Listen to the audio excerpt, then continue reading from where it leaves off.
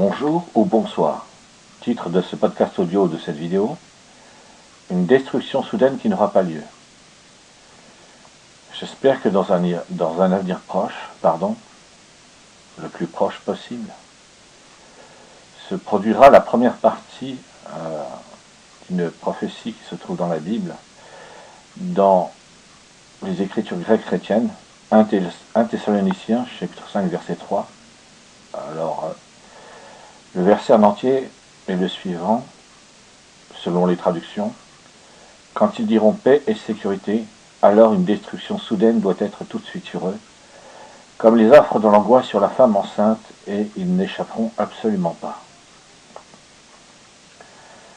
Comme je l'ai dit, j'espère que dans un avenir proche, aussi proche que possible, la première partie de cette prophétie biblique, ce passage de la Bible dans les Écritures grecques chrétiennes, se réalisera et qu'il y aura le fait qu'on va entendre le cri paix et sécurité. Et si c'est le cas, si assez rapidement,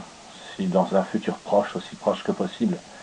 cela se produit, ma conviction personnelle, c'est que la deuxième partie de ce passage de la Bible n'aura pas lieu. Il n'y aura pas de destruction soudaine. Et c'est ma conviction personnelle, mon espoir, et c'est aussi ma conviction personnelle et mon espoir que lorsque le Collège central des témoins de Jéhovah se rendra compte que seule la première partie de cette prophétie biblique, quand ils diront paix et sécurité, s'est produite, et qu'il n'y a pas la deuxième partie, qu'il n'y a pas de destruction soudaine avec tout ce qu'expliquent les témoins de Jéhovah à ce moment-là. Donc le fait que je ne sais pas si c'est censé se faire d'un seul coup ou progressivement, mais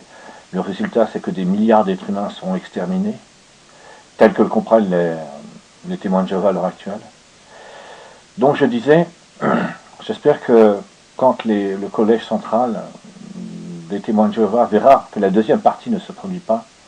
qu'il n'y a pas une destruction soudaine et que les êtres humains ne vont pas être exterminés par milliards, j'espère qu'ils comprendront qu'en fait c'est le moment pour eux d'adapter leurs enseignements spirituels pour expliquer que c'est l'ensemble des êtres humains vivant sur la Terre, les milliards d'êtres humains qui vivent sur la planète Terre,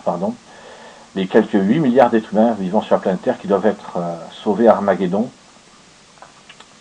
et que cela implique qu'il y aura des milliards de paradis terrestres éternels pour que et tous les êtres humains qui vivent au moment d'Armageddon et tous les êtres humains qui ont vécu par le passé, apparemment des dizaines de milliards, sur un site officiel qui s'occupe de la population mondiale, enfin qui s'occupe de la population d'une manière générale, et là en l'occurrence sur un article que j'ai lu concernant la population mondiale, il était écrit qu'il y avait une estimation, j'ai dit sur un site officiel, je veux dire du gouvernement français, j'ai oublié de préciser, je crois du gouvernement français,